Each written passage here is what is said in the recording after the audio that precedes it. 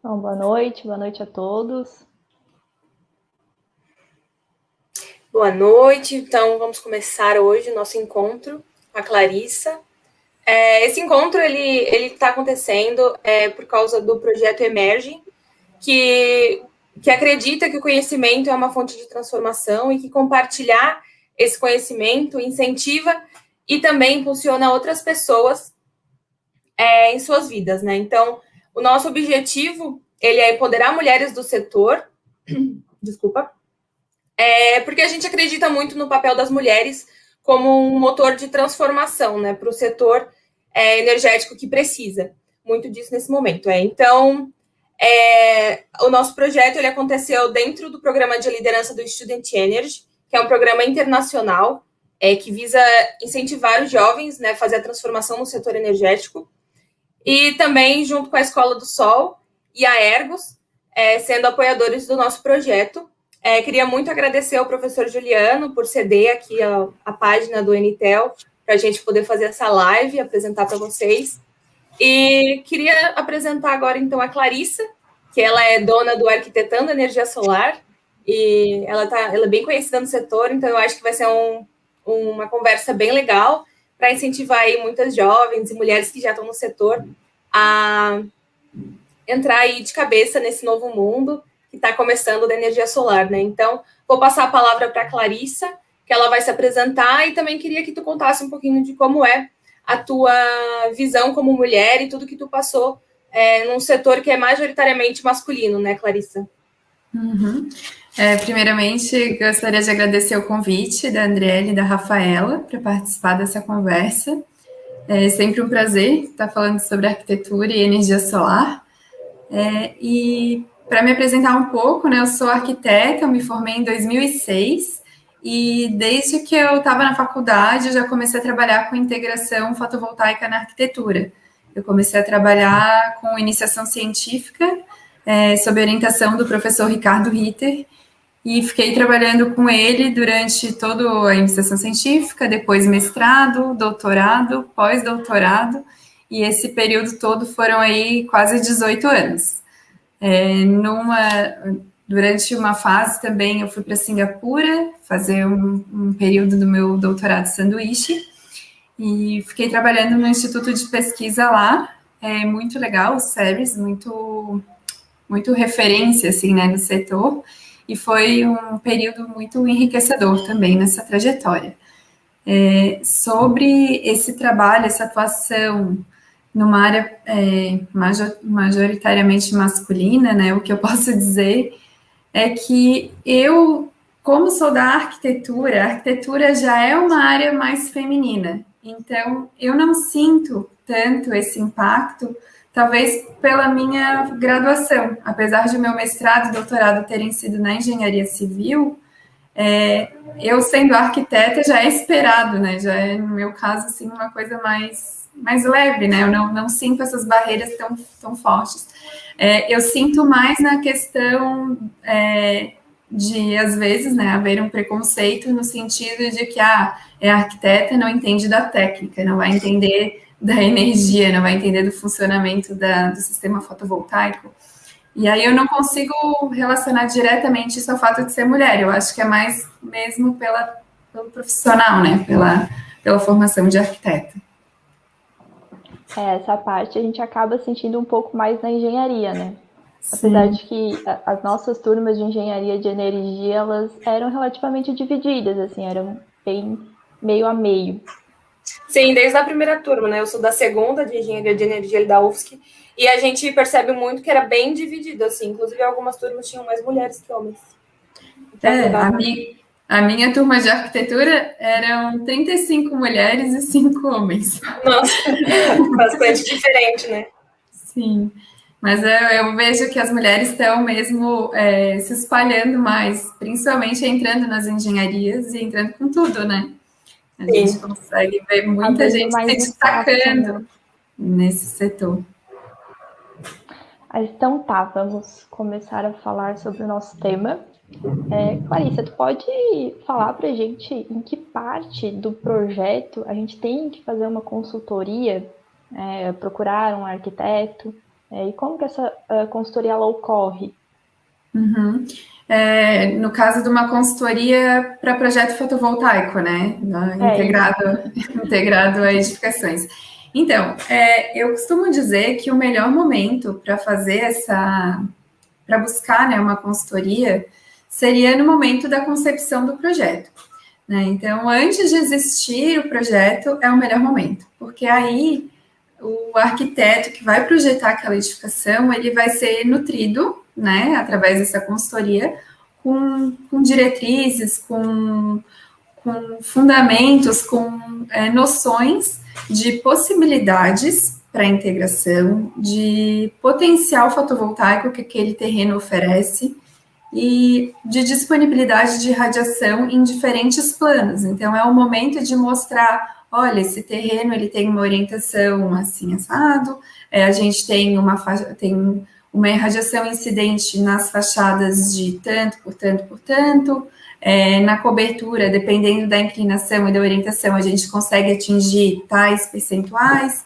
Então, é um momento esse momento inicial é feito dessa forma. Primeiro, a gente estuda as possibilidades, né, daquele terreno e faz uma reunião com esse arquiteto para mostrar esses potenciais, o arquiteto e o cliente, no caso, potencial de geração que o terreno oferece, as possibilidades de integração arquitetônica, então também é mostrado várias referências, né, de projetos já executados que possam servir de exemplo para aquele futuro projeto, e é nesse sentido. Então, o melhor momento é quando ainda o projeto não existe, mas isso não quer dizer que uma edificação existente não possa contar com uma consultoria, porque eu acho até que é mais interessante, não é que é mais interessante, mas é tão interessante quanto, porque uma edificação existente tem os seus próprios desafios, então tem que ter um olhar para mostrar assim,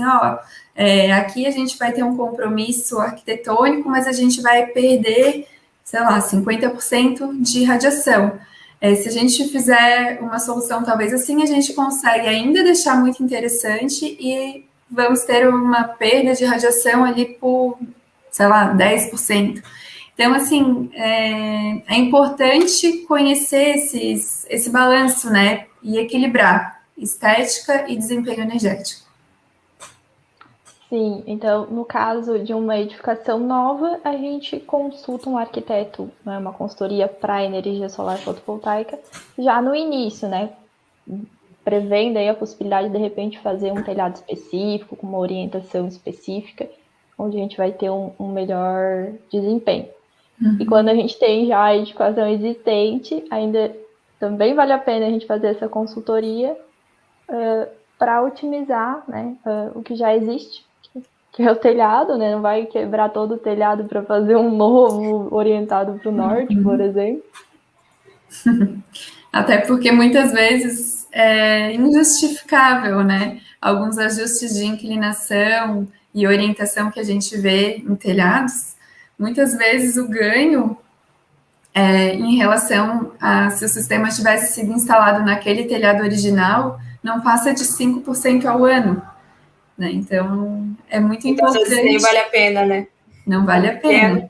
Sem contar os acréscimos, né, de custos com estrutura adicional, com o perigo de sair voando, com a estética comprometida. Eu já vi cada uma que, meu Deus. Né? Aproveitar o existente e tentar melhorar o desempenho ali. Isso, em edificações existentes não existem apenas os telhados, né? A gente também pode trabalhar com as fachadas, a gente pode trabalhar com brises, a gente pode criar alguma estrutura adicional, né, no terreno, uma cobertura para carro ou um pergolado. Então, assim, é importante sim a gente ter, né, o projetista que não está acostumado, não está familiarizado, né? Essa consultoria para quem é, né? É para um arquiteto que está acostumado a projetar a edificação, está muito acostumado com a construção civil, mas não está familiarizado com a tecnologia fotovoltaica. Totalmente compreensível, porque é uma tecnologia nova, existem muito poucos arquitetos trabalhando com isso aqui no Brasil, e é um mercado que está crescendo. Então, a demanda pelo cliente vem, e o arquiteto que não está familiarizado tem a opção, então, de contratar esse serviço, né, essa consultoria para direcionar o seu projeto. Perfeito. Bom, Clarissa, e como que essa consultoria ela funciona de modo geral? O que vocês entregam para o cliente quando ele solicita uma consultoria para a instalação de energia solar fotovoltaica? Então, é feita essa análise, né, de potencial. Então, digamos, é feita uma análise do terreno, da metragem do terreno e da localização geográfica, para a gente ter uma primeira ideia do potencial fotovoltaico daquele terreno, considerando diferentes combinações de inclinação e orientação. Em seguida, é mostrado para o cliente e para o arquiteto possibilidades de integração, são as referências, né, já existentes. É mostrado também uma estimativa de balanço energético, se isso para casos que já existam uma conta de energia vigente, assim, né? Então, nesses casos, dá para a gente fazer uma estimativa de balanço energético. Isso é num primeiro momento. Num segundo momento, quando o arquiteto, né, já evoluiu na sua proposta, já definiu, eu projetei esse telhado, pensando em aqui receber o fotovoltaico, aí a gente entra com a parte de definição de equipamento, indicação de quais são os módulos mais indicados para aquele projeto, apresenta alternativas, né, para o cliente poder comparar, inclusive alternativas convencionais, que é o que a gente mais vê, né, esses módulos policristalinos, azuis, e também alternativas com mais apelo estético, mas porém mais caros, né, para o cliente poder optar, porque às vezes pode ser uma premissa de projeto, pode ser uma premissa do cliente ter um módulo que seja semi-transparente, ou talvez um módulo colorido numa fachada. Então, dependendo disso, né, vem essa lista de sugestões de material. Então, também são sugeridos quais os inversores mais indicados, porque a gente sabe que os inversores, eles podem... a gente precisa escolher o inversor de acordo com o sistema fotovoltaico para maximizar todo o conjunto, né? Então, se for uma superfície sombreada, a gente precisa olhar para um inversor que vai operar melhor nessa condição. E é esse o conjunto, assim. E no final, né, claro, as plantas, maquete eletrônica, memorial descritivo, tudo que compõe o projeto para que o cliente possa, de fato, depois poder contratar esse serviço de uma empresa integradora. Perfeito. Vou te fazer uma pergunta agora que surgiu uma dúvida, uma curiosidade, na verdade. Vocês já tiveram, por exemplo, problema de ter o melhor telhado, orientação norte, digamos, e o cliente não querer naquele telhado porque fica de frente para a rua, né? E aí, vai ficar feio porque vai aparecer. Olha, já teve, e inclusive o que acontece é que assim, já aconteceu também o oposto, tá? Então vai muito do cliente e do arquiteto. Às vezes o arquiteto quer que o projeto fique completamente escondido. Então, por exemplo, se tiver platibanda, tem que ficar abaixo da platibanda, não pode aparecer de jeito nenhum. Esse exemplo que tu citou me lembrou uma história que uma amiga me contou, uma arquiteta, que ela disse que viu 2 casas com sistema fotovoltaico, uma de frente para a outra, e as 2 estavam com o sistema para frente, porque os 2 queriam mostrar que tinham, só que uma estava para o norte, a outra estava para o sul. Meu Deus! E aí ela até conversou com o proprietário e perguntou por que o sistema foi colocado ali, né? Porque o instalador falou que aqui era bom, nananana. Então, o que a gente deduziu? O instalador queria vitrine, propaganda. Sim, com certeza. O que adiantava para ele o sistema ficar no sul? Isso dali não teve a ver, não foi o cliente que pediu para colocar no sul, mas ele botou para o sistema ficar aparecendo. Então, tem situações, né? E no final ainda foi digamos, uma péssima propaganda, né? Porque... Sim. Claro, para quem conhece... sempre tem que otimizar, né? Com certeza. Mas uma coisa que é bem, assim, importante, né, que ajuda bastante essa consultoria no início, é justamente que o arquiteto consiga planejar os telhados de uma forma otimizada, porque a gente vê muito telhado difícil de integrar fotovoltaico, né? Muito telhado cheio de água. Nossa, esse cheio de água é tristeza pra gente, meu Deus. A própria platibanda, né? Caso alguém não saiba o que é, aquelas famosas casas quadradas, né? Que tá muito em alta, né, essas casas. Então, acaba que tem muito telhado com elas. E aí, nesse caso, se o arquiteto já tem uma orientação, às vezes ele consegue colocar no seu projeto um telhado bem legal, com uma inclinação, com um retângulo perfeito para vir colocar os módulos, ou mesmo uma platibanda, mas com o telhado em laje inclinada e não horizontal, que também já facilita bastante e evita a gente ter que colocar aquelas estruturas para elevar os módulos, que além, né, de ser um gasto com essa estrutura, ainda se perde área, porque daí a gente precisa afastar as fileiras de módulos para uma fileira não sobre a outra. Então, se a laje já tiver uma inclinação, mesmo que tenha platibanda na frente, não, uma pequena inclinação que seja, já pode ser suficiente para a gente colocar o módulo naquela inclinação. E aí ele consegue ficar justaposto, a gente tem uma densidade de potência muito maior. E essa consultoria ela acaba também sendo importante para o cliente identificar integradores não tão qualificados, né?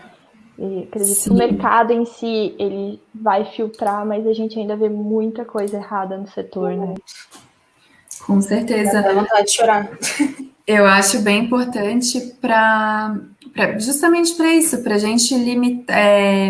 Nesse momento, né, eu faço o projeto e tem uma parte até que eu gosto de oferecer, que é uma avaliação das propostas que ele receber.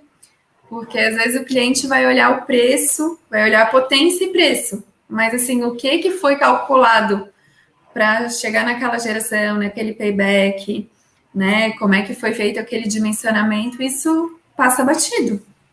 Então é importante fazer uma avaliação também. A parte técnica, né? Casamento de módulos com inversores, própria estrutura metálica, né? Aterramento, enfim, muitas coisas que a gente tem que analisar. O Rafa, não é bem uma pergunta, mas... A Trópico e Sustentabilidade, ela comentou, perfeita colocação da Clarissa. Lembrando que muitos desconhecem que o arquiteto ou a arquiteta, né, estuda geometria solar a fundo, o que ajuda em todo tipo de projeto fotovoltaico. No caso da irradiação, acredito que ele... Ela tinha comentado antes. O arquiteto, ele tem noção, né? A gente já começa a projetar vendo esses... deixa eu até ver aqui. Tá aqui. Agora que eu vi que tem mensagem. Não tinha visto. Os arquitetos, a gente já está acostumado a projetar com condicionantes. Então, o fotovoltaico é só um condicionante a mais. Né? Então, e tem a ver com tudo que a gente já olha em termos de radiação, que é melhor orientação para os quartos, melhor iluminação, coisas assim que a gente já está... num todo, né? No todo. Isso que eu acho legal do arquiteto, né, do papel do arquiteto no projeto, porque como a gente já está acostumado a estudar essas interações que cada decisão tem com todo o resto, é mais comum para o arquiteto falar assim, nossa, se eu fizer o telhado assim, eu vou comprometer o meu banheiro, porque daí eu não vou conseguir fazer. Tipo, a gente já consegue ver tudo ao mesmo tempo. E eu vejo que os engenheiros, eles têm um olhar mais detalhista, eles vão mais a fundo no detalhe, mas também é mais pontual. Então, é uma coisa de cada vez. Então, eu acho essa complementariedade de profissões muito importante, assim, muito legal mesmo. Bom, falando de radiação, a gente acompanha as tuas redes sociais e a gente vê que tu sempre fala dos 6 fatores que influenciam a geração, né, o desempenho de um sistema fotovoltaico. Pode falar para a gente um pouquinho sobre esses fatores, quais são e, de fato, como que eles influenciam e como que a gente pode otimizar, né? Se a gente pode fazer alguma coisa ou não tem o que fazer. Bom, sim, eu sempre falo que são 6 fatores e desses 6 tem um que a gente não pode fazer nada, né? Então, o que a gente não pode fazer nada é a irradiação. cada localização geográfica tem a sua faixa ali de radiação, né, mensal, e o seu total anual, que vai ter uma variabilidade, né, interanual, mas é aquilo. Então, se eu estou aqui em Florianópolis, eu nunca vou ter a irradiação que tem no Nordeste. Não dá. A mesma coisa, mas isso, né, o que eu gosto também de reforçar é que o Brasil, ele é um país muito privilegiado em termos de radiação. Então, todo o Brasil, mesmo aqui em Florianópolis, é muito bem servido, né, de radiação solar. Então, é aquela clássica de que até o pior lugar aqui do Brasil tem 40% mais energia do que o melhor lugar da Alemanha, né? Então, isso daí eu acho que justifica qualquer sistema fotovoltaico. Aí tá, e radiação é isso. Mas a gente, como projetistas, a gente tem como otimizar os outros 5, né? Então, o primeiro que eu gosto de falar é a posição, e é muito importante a gente conhecer o ideal, que é a regra geral, que é ideal para a usina fotovoltaica, mas entender que essa usina fotovoltaica, ela é ideal lá naquele campo aberto, onde a gente consegue espalhar os módulos em fileiras e dar espaçamento, e não ter nenhuma árvore perto, é uma situação ideal. Então, lá faz sentido eu colocar os meus módulos otimizados, né? Igual a latitude local, com espaçamento, tudo perfeito.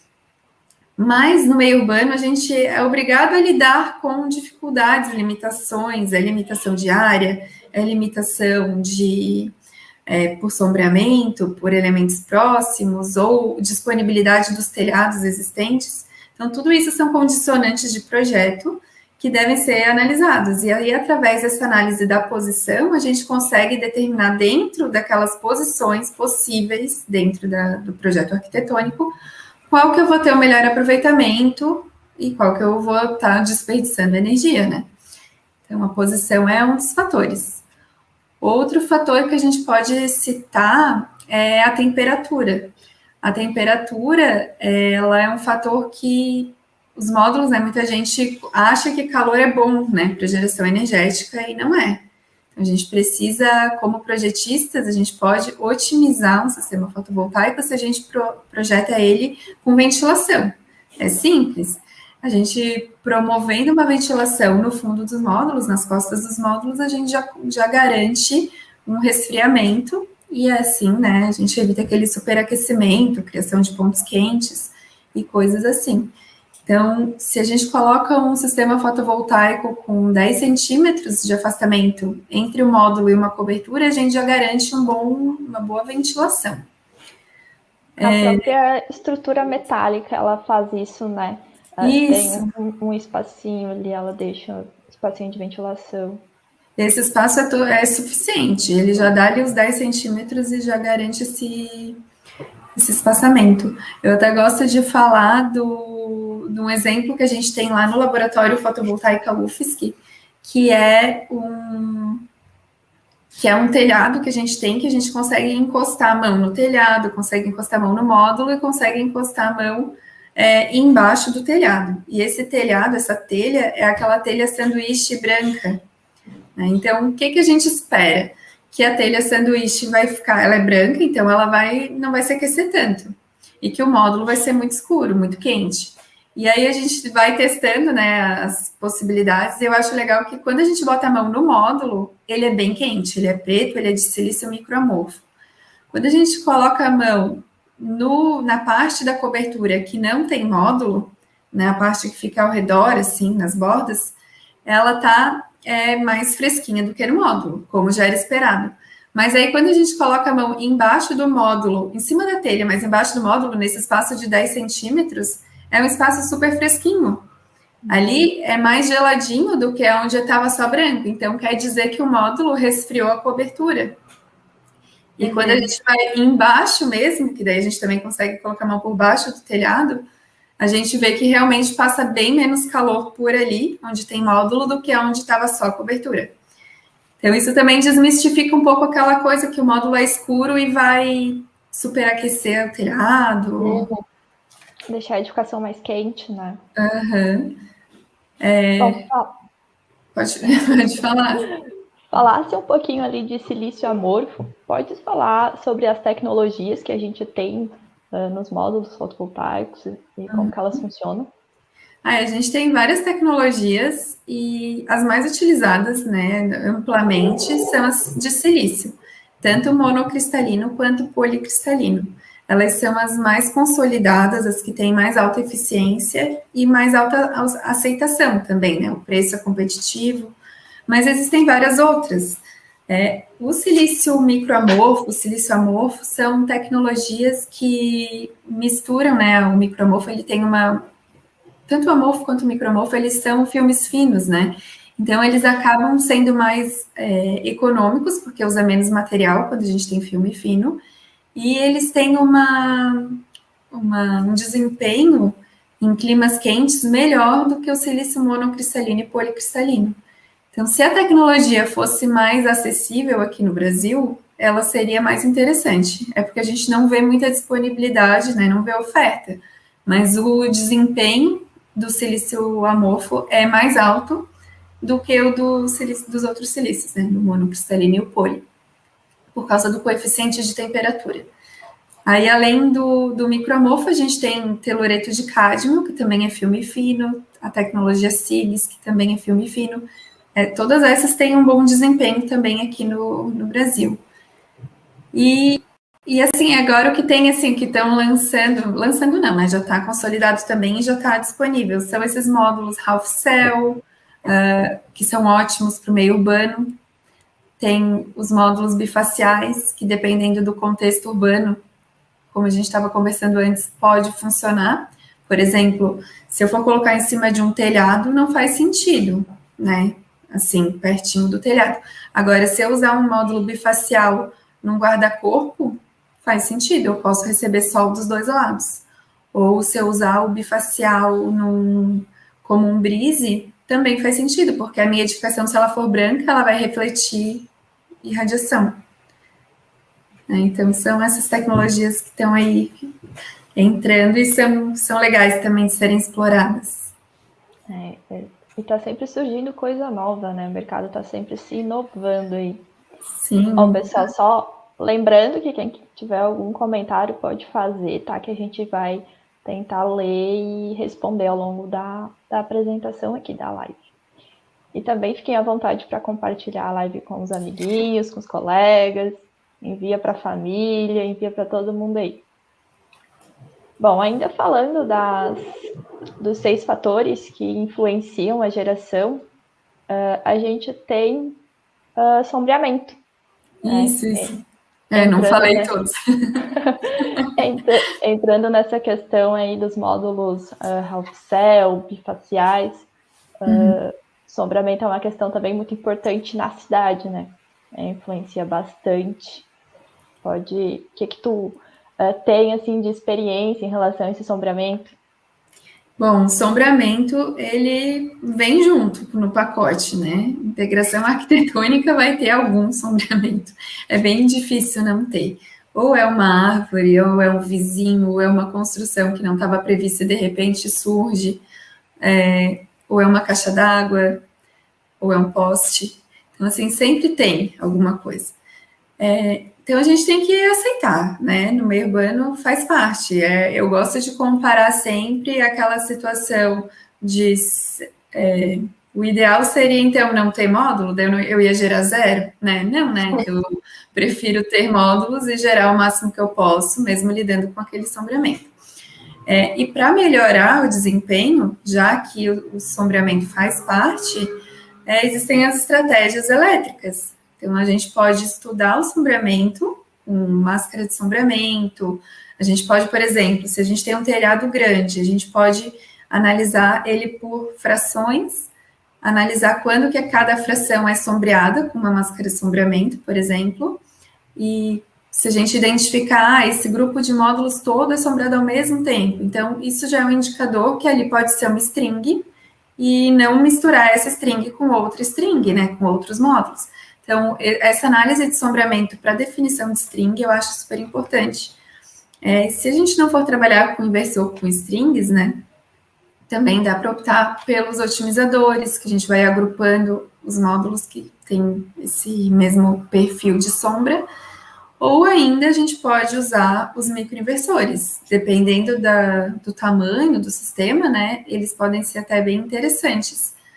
Para sistemas grandes, a gente pode dividir o sistema com inversores mais convencionais, mas um sistema menor ou um sistema de fachada, o microinversor ele resolve super bem. Na minha opinião, né, eu acho que sombreamento é uma coisa que às vezes acaba passando despercebido, né? Que tem um prédio lá do outro lado, não vai fazer sombra aqui. Daí tu vai fazer análise de sombreamento, faz sombra. Ou, de repente, uma árvore, alguma coisa assim, né? E até falando de sombreamento, é um assunto que eu gosto bastante, foi o tema, inclusive, do meu doutorado. Foram 4 anos analisando como que a gente pode estimar as perdas de um sistema fotovoltaico que nem existe ainda. Digamos, eu vejo um telhado, eu quero saber se vale a pena eu colocar sistema fotovoltaico lá. Não tem telhado, não tem o sistema, não tem o módulo, não tem inversor. Então, não tem como fazer aquela simulação detalhada no PVSys. É uma análise preliminar. Eu olho o telhado e quero saber quanto que eu vou perder de energia elétrica, por geração elétrica, se eu instalar um sistema lá. Então, no meu doutorado, o que eu cheguei à conclusão, eu analisava assim, olhava o telhado, olhava a irradiação incidente de forma horária, depois de forma mensal, depois diária, depois mensal e depois anual. Em cima de um telhado com sombra e o mesmo telhado sem sombra. E aí eu ficava comparando assim, olha, uma sombra de 20% teve uma redução de 15% na irradiação. Uma sombra de 50% teve uma redução às 9 da manhã de tantos por cento. Enfim, eu fui olhando para o ano inteiro, para Florianópolis e para Singapura, como que era essa relação de percentual de área sombreada e percentual de irradiação perdida por causa daquela sombra. E a minha conclusão foi, não adianta olhar na base horária, não adianta olhar na base diária, não adianta olhar na base mensal.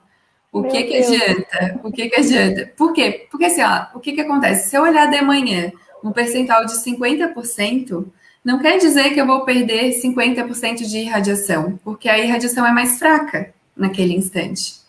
Então, não tem relação direta a área com a redução da irradiação. O que teve relação? Lá no balanço anual, quando a gente olha o percentual de sombreamento anual daquele telhado e o percentual de redução anual do telhado, bateu. Deu muito próximo, assim, os percentuais, tanto em Florianópolis quanto em Singapura. E eu achei super bom, porque a gente geralmente faz análise anual, né? Quando a gente vai fazer um levantamento. Então, é um dado que a gente consegue facilmente numa máscara de sombreamento e é uma boa estimativa, é um bom chute. Esse telhado tem uma máscara de sombreamento que mostra que tem 15% de sombreamento anual. Eu já sei que eu vou perder 15% de sombreamento num sistema fotovoltaico. É uma média, mas foi... Mas facilita bastante, né? Sim, facilitou. Clarissa, a Trópicos Sustentabilidade, antes da gente ir para outro ponto, perguntou se existem fabricantes que já fornecem a transmitância dos módulos fotovoltaicos. Olha, eu já vi. Eu já vi a transmitância, no caso, assim, transmitância de calor, né? Tá perguntando. Ou é de luz? Aquele usinho lá, eu sei porque normalmente usam na eficiência energética. Isso, eu não uso muito, mas eu olhei e pensei que era transmitância de iluminação, e eu já vi que tem, assim, de 30%, de 40%, mas eu acho que não foi essa pergunta. Depois, se quiser explicar melhor, Trópicos. Eu não tinha visto o ali, me passou despercebido. Eu olhei transmitância e pensei nisso, mas se for... Se quiser perguntar de novo e explicar melhor, a gente refaz a pergunta aqui para a Clarissa. Isso, porque em relação à iluminação, tem aqueles módulos fotovoltaicos que têm as células afastadas, e aí a gente compra justamente com módulos de 30% de transmitância, de 20%, de 10%, então vai depender de quão próximos ou afastados eles estão entre eles, né, as células. Só fazendo um adendo ali na parte de sombreamento, aquelas estimativas, com certeza elas saíram de pesquisas, né? Então, para a gente que está no meio acadêmico, a gente consegue ver a importância do nosso trabalho, né? Uhum. Para quem não sabe, eu e a Rafa, a gente faz mestrado, Clarissa também aí com doutorado, já deu aula, já tem uma carreira bem ampla na academia, né? Sim. Eu acho que a Clarissa, se puder, né, falar um pouquinho de qual a importância da pesquisa acadêmica para, tipo, pesquisa acadêmica em empresas, assim, eu acho que seria bem legal tu comentar um pouquinho, já que tu faz os dois. Então, eu fiquei bastante tempo só na área de pesquisa, mas sempre foi uma pesquisa muito aplicada. Tanto que desde que eu comecei a trabalhar em 2006, né, com iniciação científica, lá com energia solar, a gente já fazia projetos construídos, né? Os projetos sempre saíam do papel. Então, eu acho que o mais foi justamente durante essa trajetória, no meu caso, é que o professor Ricardo, ele sempre me instigava a fazer projetos que fugissem do óbvio, do convencional, do ideal, né? Então ele falava assim, não, vamos fazer curvo, não tem problema, aqui é para o sul, vamos ver o que dá. Então a gente fazia os projetos e depois analisava, né, o desempenho desse projeto, não idealmente orientado, comparado com o idealmente orientado. E virou uma chave, assim, né, para mim, porque eu também era do time que vamos otimizar os sistemas. Mas, por exemplo, a gente tem um sistema fotovoltaico curvo que está instalado na frente da Eletrosul e ele é silício amorfo, aquele módulo bem antigo da Unisolar, não existe mais, mas ele tem metade dos módulos para Nordeste, metade para Sudoeste e um outro inversor com metade dos módulos para cada lado. Ou seja, um inversor que nem tem duas strings, 2 MPPTs, e ele está ali, tipo, bem prejudicado por essa divisão, né? E aí a gente analisou. Esse sistema, como um todo, ele teve um desempenho de 15% menos energia gerada durante o período de 3 anos, que foi o período analisado, do que um sistema totalmente idealmente orientado aqui em Florianópolis, localizado super próximo. Então, mesmas condições de radiação, tudo igual, mas com uma configuração totalmente fora do comum, né?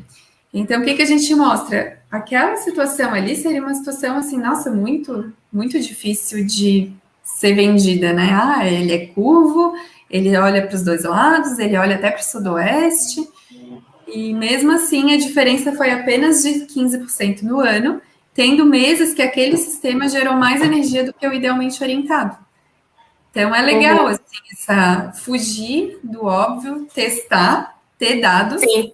Mostrar, né? Então, eu acho que isso que é importante da academia. É verdade, é muito bom. A Trópicos aqui respondeu, é transmitância de calor dos módulos fotovoltaicos. Eu não tenho dados térmica. Ai, desculpa, térmica, perdão. Ele botou embaixo depois. Térmica, desculpa, gente. Eu vou até atrás, porque eu não sei. Mas essa experiência que eu tive do módulo não ser responsável por um superaquecimento da cobertura, que era um dos medos, né? Porque assim, a gente, quando escolheu a cobertura branca, sanduíche, era para ser eficiente. E aí a gente vai lá e coloca o módulo preto em cima. Dá medo, né? E aí quando a gente percebeu que, na verdade, o benefício do módulo é ainda maior, porque ele não esquenta e ele ainda gera sombra na cobertura, foi bem interessante. Bom, legal. A gente falou de radiação, a gente falou de posição, que seria mais ou menos orientação, né? Falamos de tecnologia, de sombreamento, de temperatura. E falta que seria a nossa sujeira, né? Isso. Famosa de sujidade. A sujeira, ela também pode ser evitada em projeto, né? Então, com decisões muito simples de projeto, a gente consegue garantir que o sistema fotovoltaico não precise de manutenção ou precise de muito pouca manutenção para se manter limpo. Então, a dica aqui é nunca instalar os módulos na horizontal. Infelizmente, porque tem muitos casos e ia ficar bem bonito. Mas na horizontal é acúmulo de sujeira na certa, e esse acúmulo de sujeira acaba criando pontos quentes, né? Ele não é acumulado de maneira homogênea, então isso é prejudicial. E mesmo que fosse homogêneo, também seria uma camada, né, totalmente de sujeira em cima do módulo que bloqueia a irradiação. Então, para isso, o projetista pode, primeiro, inclinar o sistema fotovoltaico com pelo menos 5 graus de inclinação. Os sistemas que a gente tem lá no Fotovoltaica UFSC, a gente tem alguns ali de 5 graus, tem até um sistema de 3 graus de inclinação, e a chuva tem lavado ele super bem. A gente não tem problemas de fazer, a gente nunca precisou fazer manutenção de limpeza de módulo nos nossos sistemas das coberturas. Mas tem mais uma coisa que pode ajudar bastante também, essa limpeza ser feita mais naturalmente pela chuva, que é, além dessa inclinação mínima de 5 graus, escolher módulos sem moldura. Isso é um fator, assim, que às vezes a pessoa nem pensa, mas ajuda, porque a moldura vai acumulando, né, na borda aquela sujeira, e se não tem, a água consegue levar com mais facilidade. Tá aí uma coisa que eu não sabia. Bom, fazendo um link com temperatura, né? A gente falou que a temperatura ela é prejudicial para os módulos, né? Uma alta temperatura ela acaba reduzindo o desempenho.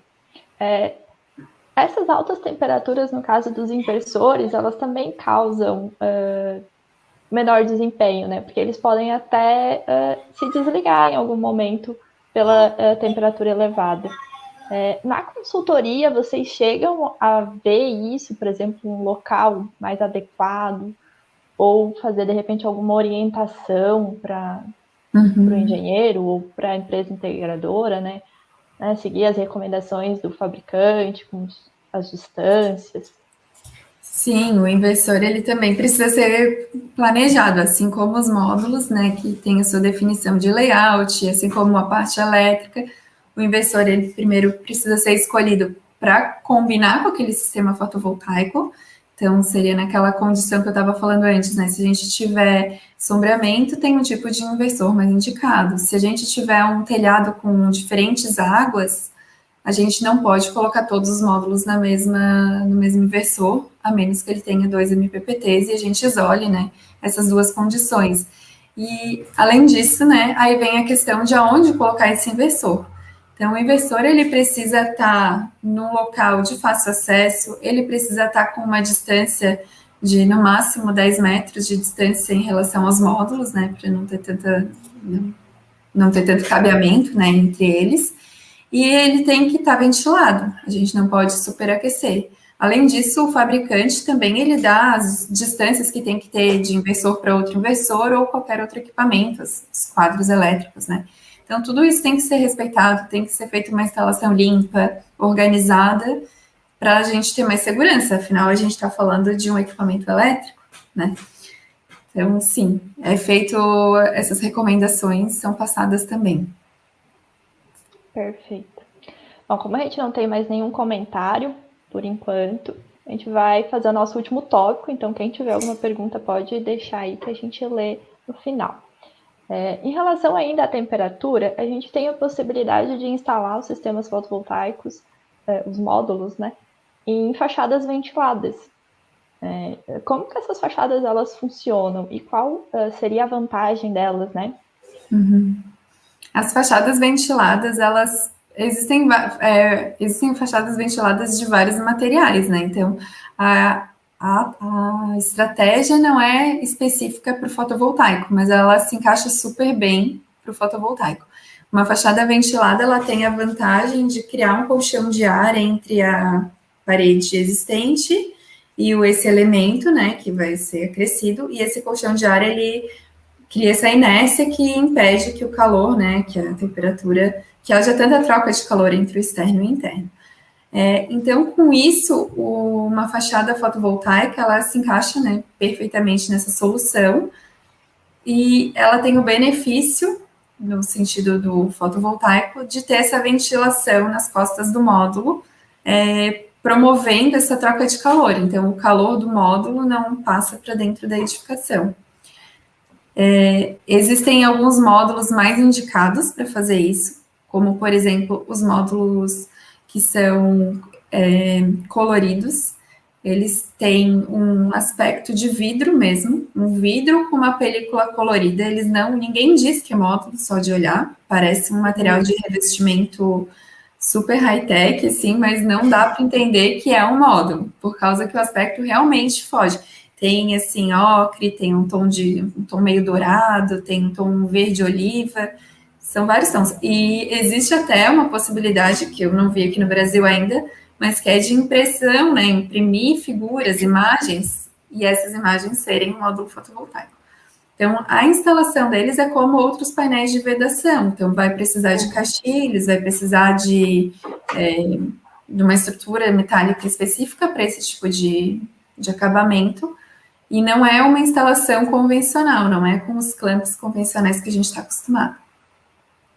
E sabe dizer mais ou menos se tem muita diferença de perda de desempenho em sistemas assim, ou em telhado, por exemplo? Sim, num sistema, são duas questões, né? Uma questão para a gente comparar perdas é em relação à tecnologia. Em relação à tecnologia, a gente tem, né, como valores de eficiência aí que os módulos hoje em dia estão com mais de 20% de eficiência, 21%, 22% de eficiências melhores, né? Esse módulo colorido que eu estou falando para vocês, a eficiência deles é de 15%. Eu considero uma boa eficiência em comparação com os ótimos, porque antigamente era muito menos. Eles evoluíram muito. Então, esse filme que está ficando na frente porque o módulo ele é da mesma tecnologia, ele também é silício cristalino, mas ele tem um filme que bloqueia um pouco a irradiação. Então, por isso, né, tem essa redução. Então, a primeira comparação em desempenho seria da tecnologia em si. E a outra comparação que a gente pode fazer, que tu falou de cobertura, seria a questão de comparar a fachada com cobertura. Né? Então, na cobertura, a gente consegue atingir 100%, se a gente quiser. Se a gente começar a fazer uns desvios azimutais ou fazer umas inclinações diferentes, a gente vai ter perdas aí que podem ser de 10%, 5%, 2%, depende. Vai depender de quanto a gente está desviando. Já em fachada, a gente fica ali em torno de 50% do máximo possível para aquela região. Mais ou menos, né? Uma média, claro, para cada cidade a gente precisa fazer esse levantamento. Entendi. E além dessas fachadas ventiladas, teria alguma outra possibilidade para, caso a pessoa queira instalar um sistema fotovoltaico, que já vai ser mais vantajoso do que não ter, né? Sim. Mas não tem telhado, por exemplo, não tem espaço no telhado. Tem várias opções também. Então, o telhado ele é o melhor, porque ele está ali, né, mais com a melhor orientação, digamos assim. Mas às vezes o telhado pode ser muito pequeno, por exemplo, em edifícios altos, a maior área deles é fachada.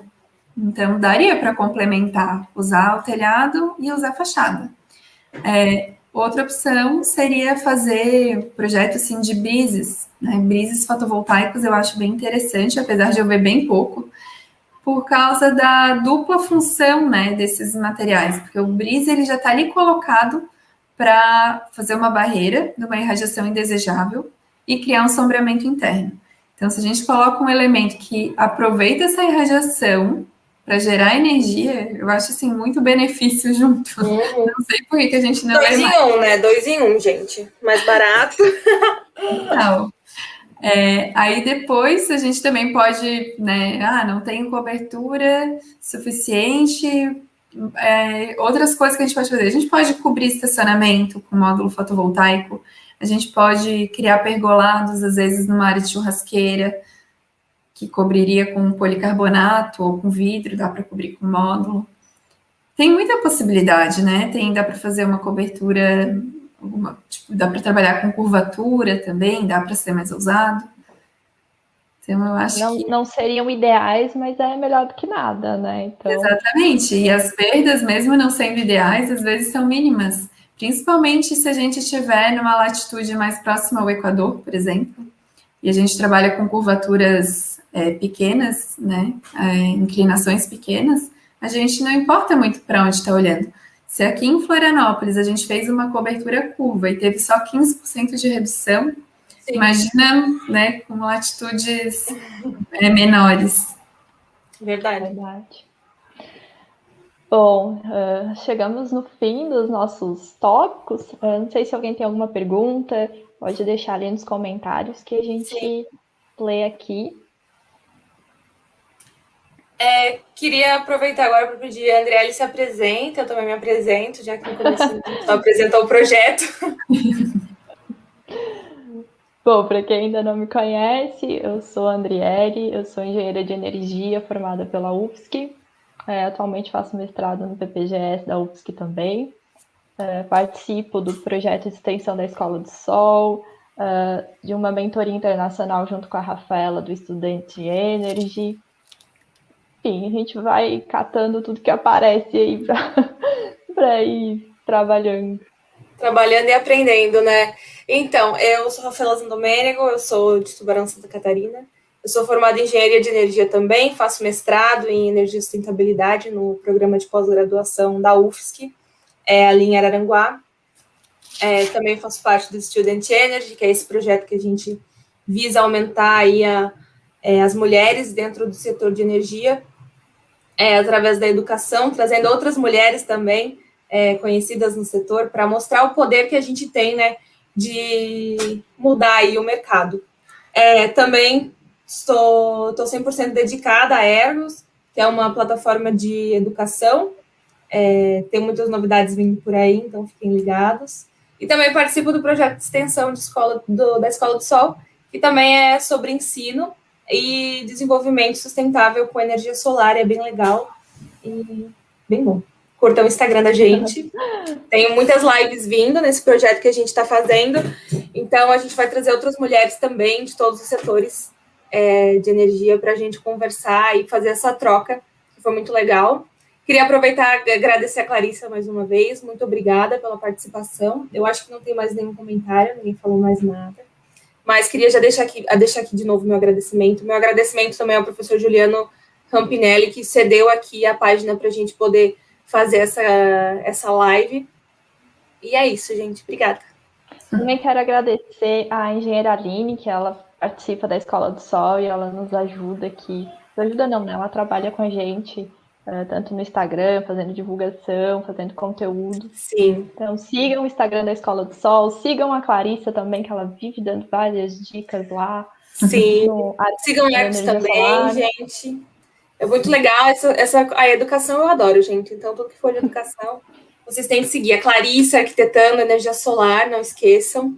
É muito legal. Muitas dicas para vocês. Bom, era isso, pessoal. Agradeço a presença de todos. Fiquem ligadinhos nas nossas redes sociais, que vai ter live todo mês, tá? Com temas diferentes. E a gente vai estar divulgando aí. Era isso. Boa noite a todos. Muito obrigada, Clarissa. Muito obrigada também. Boa noite, gente. Boa noite. Boa noite.